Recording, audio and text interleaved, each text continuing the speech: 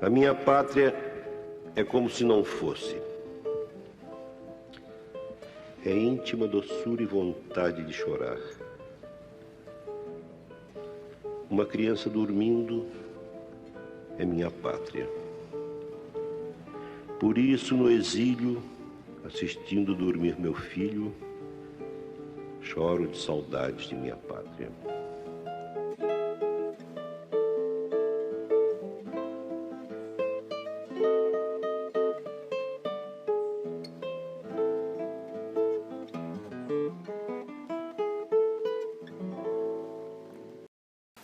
Vinícius, muito mais que um poeta somente, eu acho que ele era um apaixonado pela vida. E a literatura, a poesia, os romances, a crítica cinematográfica, isso vem de uma visão que ele tem da vida. O Vinícius, ele apesar de ser de uma geração, né, que marca uma primeira, os primeiros 50 anos, né, do século XX, ele vai ser o protagonista da modernidade. E isso que eu acho que é o maior elo dele com Brasília, porque Brasília é essa cidade que anuncia a modernidade, que anuncia, né, os 50 anos em 5, que é uma proposta do Juscelino.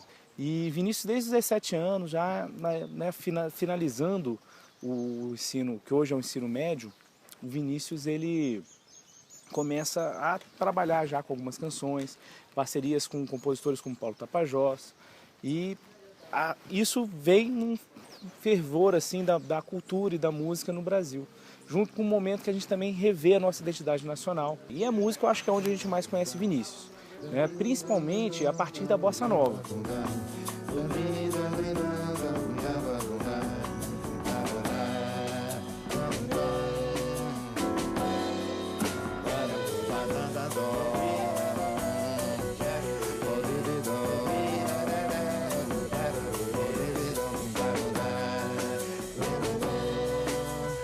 Sempre tive uma certeza que só me deu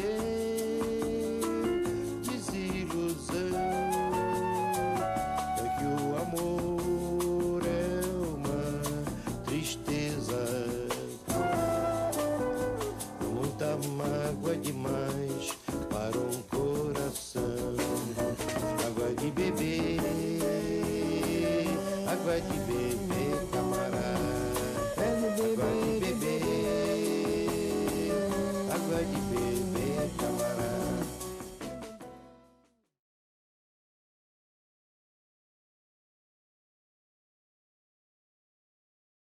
A poesia do Vinícius tem que ser entendida num contexto nacional e num contexto, vamos dizer, da poesia moderna. A poesia moderna, ela tem, entre outras, duas vertentes. Uma é uma vertente mais experimental, mais radical em termos de modificação de como apresentar o poema na página, né, que são o experimentalismo, e tem uma poesia mais intimista e que busca a essência da linguagem.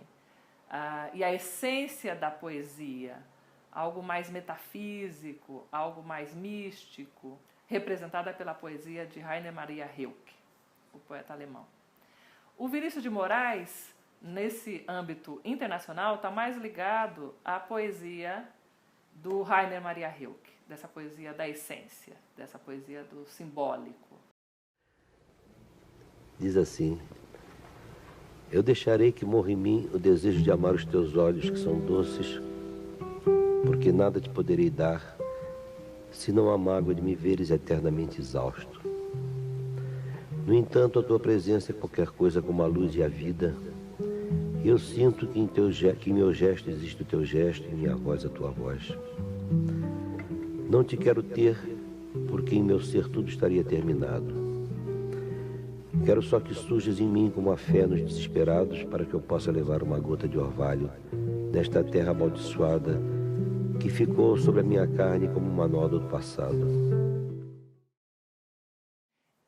Em termos mais específicos, é uma poesia lírico-amorosa, que fala do amor, erótica, de um erotismo muito marcado pela religiosidade, um erotismo não tão liberto das questões, digamos, das tensões entre carne e espírito.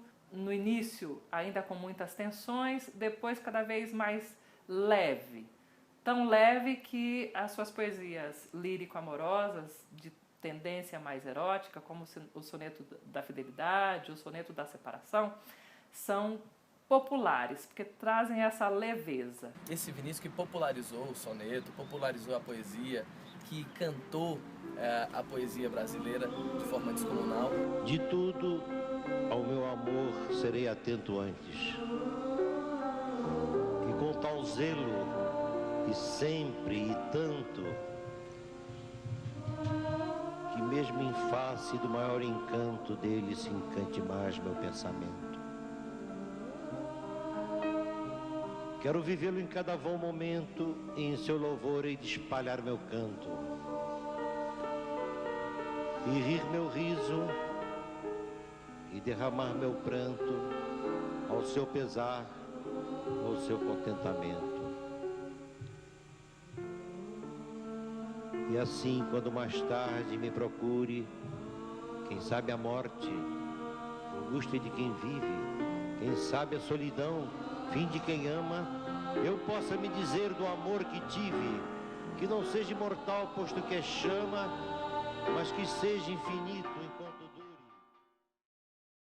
No dia do meu casamento, eu escolhi um desses poemas.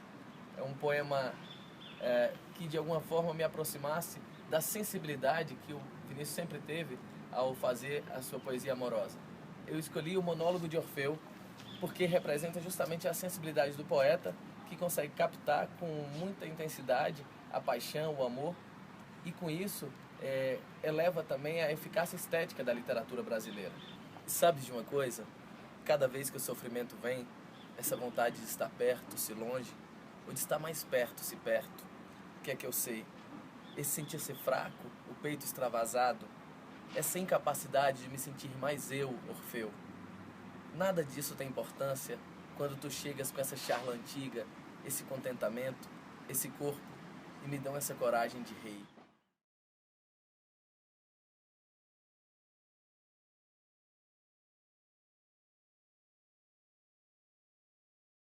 Eu tive um professor que me apresentou a obra do Vinícius, e a partir desse momento eu fiquei enfeitiçado pela literatura e resolvi ser professor. O Vinícius que ele me apresentou foi o Vinícius social, o Vinícius da poesia, que demonstrava o veio dos poetas da segunda fase, preocupados com as questões existenciais do seu tempo, mas com o pé no chão.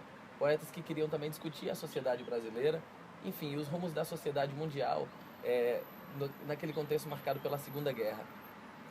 E o poema que eu me lembro perfeitamente era O Operário em Construção. O Operário em Construção e outros poemas dele, em que ele fala de questões sociais, de problemas sociais e de questões até filosóficas, vamos dizer assim, relacionadas ao mundo do trabalho, à organização social, talvez influenciado por um contexto no final dos anos 60, ou no final dos anos 50, início dos anos 60, em que havia muitas discussões em torno do socialismo, né? A Revolução Cubana. E o poema diz assim: era ele que erguia casas onde antes só havia chão. Como um pássaro sem asas, ele subia com as casas que lhe brotavam da mão. Mas tudo desconhecia da sua grande missão. Não sabia, por exemplo, que a casa de um homem é um templo sem religião. Como tão pouco sabia que a casa que ele erguia, sendo a sua liberdade, era a sua escravidão. De fato, como podia um operário em construção compreender por que um tijolo valia mais que um pão? Tijolos ele empilhava com pá, cimento, esquadria. Quanto ao pão, ele o comia, mas fosse comer tijolo. E assim o operário ia, com suor e com cimento, erguendo uma casa aqui, adiante um apartamento. Além uma igreja, à frente um quartel e uma prisão. Prisão de que sofreria, não fosse eventualmente um operário em construção.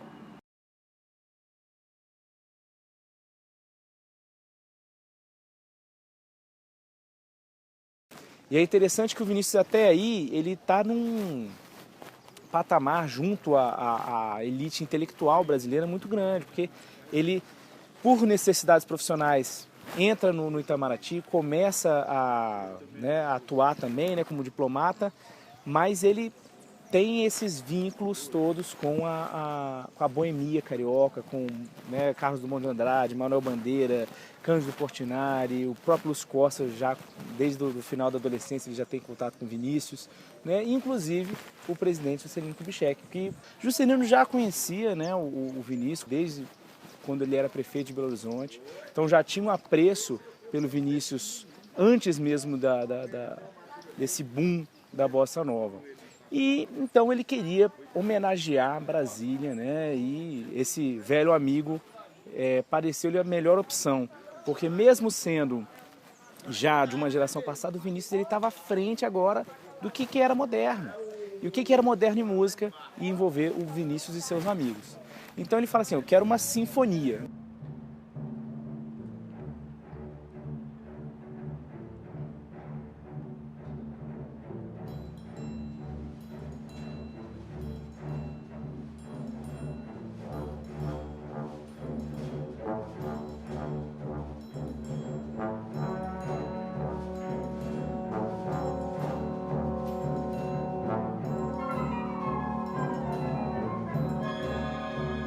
O Vinícius ele teve uma formação musical, né, um pouco empírica, sabia boçar algumas coisas no violão, tinha um ouvido maravilhoso, né, aquela música Se Todos Fossem Iguais a Você, por exemplo, o Tom estava improvisando ao piano e o Vinícius, opa, dá música, isso aí dá música. Né? Então assim, ele tinha claro, uma concepção musical muito importante, mas ele não tinha a técnica para poder fazer uma sinfonia. E aí vem a figura do Tom. Tom era pianista, Tom tinha técnicas de composição aprimoradas, ele começava trabalhando, quando conhece o Vinícius, como arranjador, então assim, sabia orquestração, foi muito amigo do Radamés Inhatli, que já era também um já consagrado maestro, pianista, arranjador, compositor, erudito e popular. E a sinfonia, ela apresenta esse olhar, né? Ela tem nos seus movimentos um retrato de cada etapa da construção de Brasília, então a vinda do operário para cá, o trabalho, a construção, né, a ideia do candango, isso tudo é tenta-se traduzir isso na sinfonia.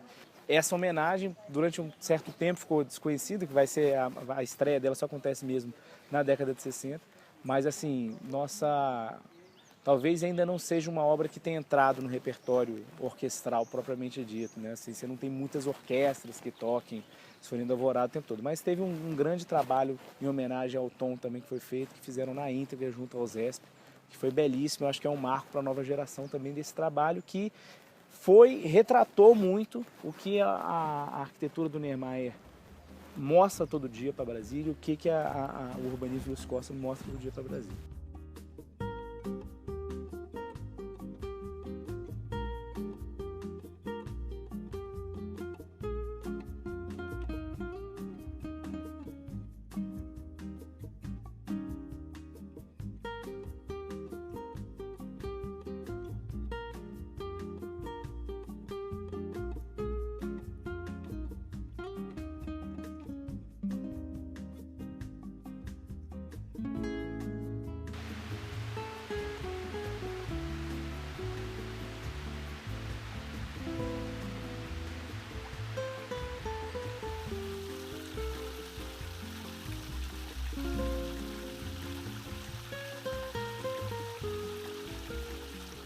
Uma das características dessa paixão pela vida do Vinícius de Moraes, eu acho que é conseguir olhar para tudo com um olhar artístico.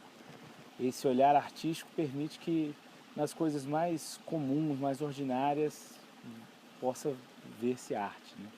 E reza a lenda que quando Vinícius e Tom vieram então para Brasília, ficaram aqui nas cidades do Capetinho, ouviram esse barulho, né, do olho d'água, tal d'água, e foram perguntar pro vigia, que barulho é esse, né? E ele falou, não sabe não? Que água de beber, camarada. Então, daí já teria surgido essa homenagem que virou um dos clássicos dessa parceria de Tom e Vinícius, uma das caras da música de Brasília e da Bossa Nova, né, que presenteou aí essa época da construção. É uma melodia simples, mas que marca já esse olhar, né, como a própria água que corre, né.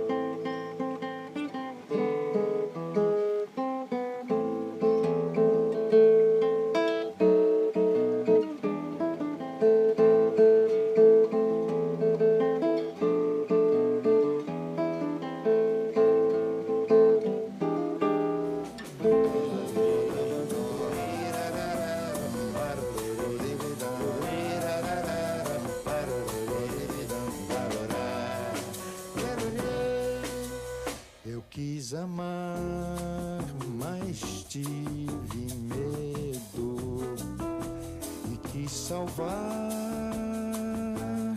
meu coração, mas o amor sabe um segredo. O medo pode matar o teu coração. Água de beber